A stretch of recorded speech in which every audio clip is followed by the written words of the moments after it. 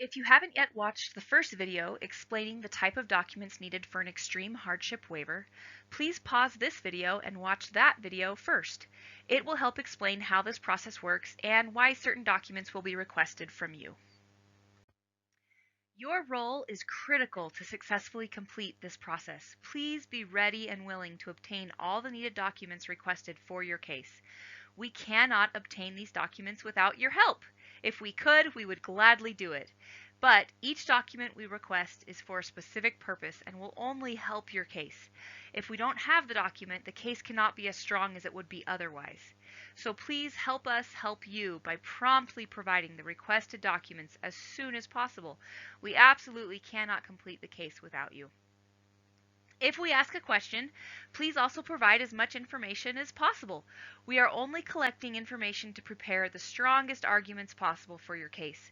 So, the more details you can provide us, the more we can help you. It's important to be open and honest during this process. We are here to help you and can only do that if we have all the information available.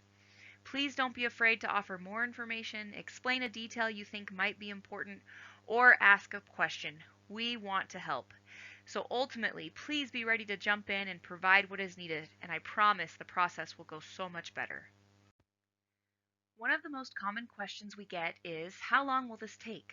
The best way to answer that is that the quicker you get us the documents needed for your case, the quicker we can finish your case. The whole process can be done in just a few weeks if you begin today and promptly provide what is needed. Once we have all the documents from you, it only takes about 2 weeks or so for us to finalize the rest of the packet.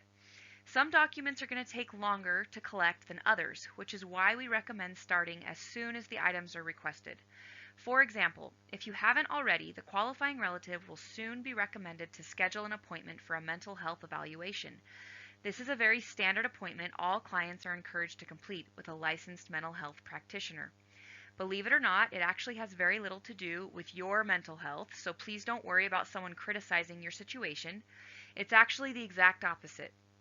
By completing this appointment, the practitioner can formally argue the emotional hardship the qualifying relative will experience without the support of the applicant.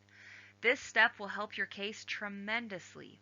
We strongly recommend you make this appointment immediately, as appointments are typically booked a few weeks out, and then the therapist requires a few additional weeks to prepare your paperwork. This is typically the most time-consuming part of the process. Please do not delay this step. Please make your appointment today. Information is available in the My Immigration Hub app about how to make this appointment. Just to give you a little better idea of the timeline, you are currently at stage 1, document collection, as you can see on the screen here. This is when we need you to provide all the necessary documents and information to complete your case. Most likely this is going to take a few weeks. We understand there's quite a few items we request help with, but the sooner we can complete this portion, the sooner we can move on to drafting and finalizing your case. After we have the documents and information from you, we're going to draft declarations and forms on your behalf, and this will take us about 2 more weeks. After that, in step 3, we will come back and have you review what we have prepared to ensure it is correct and complete. You'll provide any revisions, and this usually takes just a couple of days. After that, we will review the fully completed case, which will require another 1 to 2 weeks, and you will then be contacted to review the fully prepared case and provide any necessary signatures. Finally, the case will be ready for submission. USCIS typically requires 1 to 2 years to provide an answer, and youch, that is a long time. This is why we are motivated to help you get in line as quickly as possible. We want to help you finish this portion as quickly but as correctly as possible. So forgive me for repeating myself again, but again, we do want to recommend that you start today. Schedule that mental health evaluation today, if at all possible. We can be done in just a few weeks if we have a motivated and prompt client who is quick to get back and provide the information that we need. Don't hesitate to get going right now. The documents included in this part of the process must be current. Therefore, many documents that have been previously provided will need to be provided again. If we ask for a document, please trust that we have already reviewed previously provided documents and truly need the item requested. The sooner you can help us, the sooner we can complete the case. Now, some documents, even those without dates, may need to be provided again, and that is because this portion of the process is a fresh part with new documents. And so while you may have provided something to the attorney previously, it might have been used for a different part of the process and is now needing to be re-provided for this portion of the process. I know it's obnoxious and we are so sorry to need to ask for so many documents, but if you could please provide what we ask for, we would greatly appreciate it. If you have any questions, we are here to help every step of the way.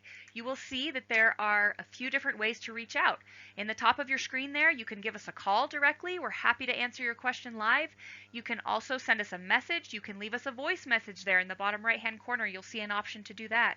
So again, reach out and we will respond as quickly as possible if we can't be there live right then, and it's typically just within 1 business day, if not sooner. Lastly, how do you provide documents? Well, you'll see here on the app, in the top right-hand corner of your screen, there is a button called Actions. If you click on that, it will show you a list of needed items. Here in the sample, we have family photos, pay stubs, and a birth certificate.